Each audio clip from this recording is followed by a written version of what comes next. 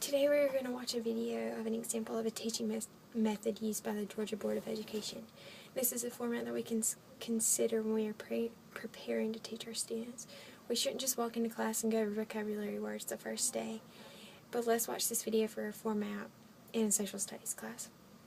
Hi, today in class we're going to begin learning in Unit 1 with government policies.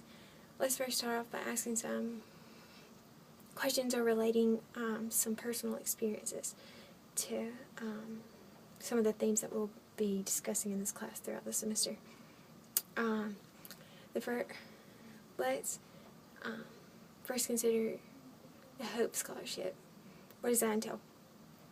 One student raises their hand and says that's based off the GPA. And how are those GPA requirements viewed, and how are they taken into consideration? And the student says that's a way for us to strive for getting that scholarship. Not everyone receives it, and it is based off your GPA, and you want to get a certain GPA for that requirement that the scholarship has. Is anyone involved in any organizations? And another student says, I'm involved in Beta Club, and does that organization do any volunteer work? And how is that volunteer work done? Is it done on your own time? Is it how much you commit in with it?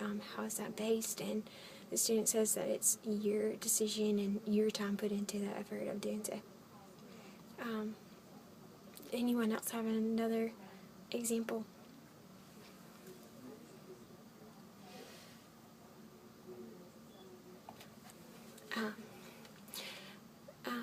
I wanted to buy a shirt, and my mom told me to wait on purchasing that, and I asked her, where are you basing that information from? Why did you wait? Why did you look to your mom? And the student says that there's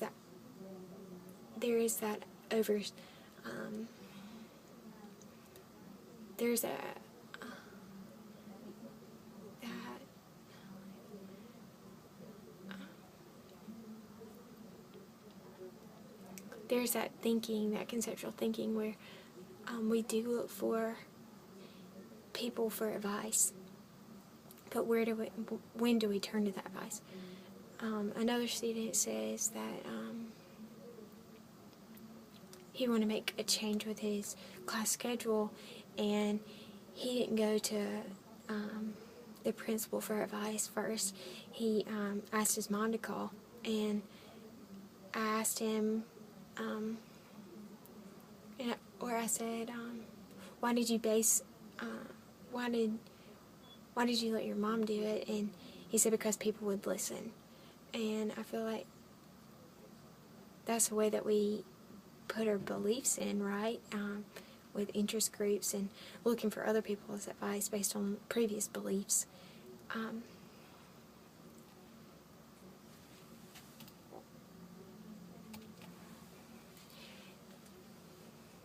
These interest groups are where we base our own understanding. Let's look at this chart that I've set up behind me on the chart. This is a layout of the topics and the themes that we're going to discuss throughout the semester, and we're going to relate back to these. And I want you to first look in this box where we're learning social, economic, and politics. This semester we're going to look at these themes and relate to personal experiences. Everyone get out your notebook, please, so we can start.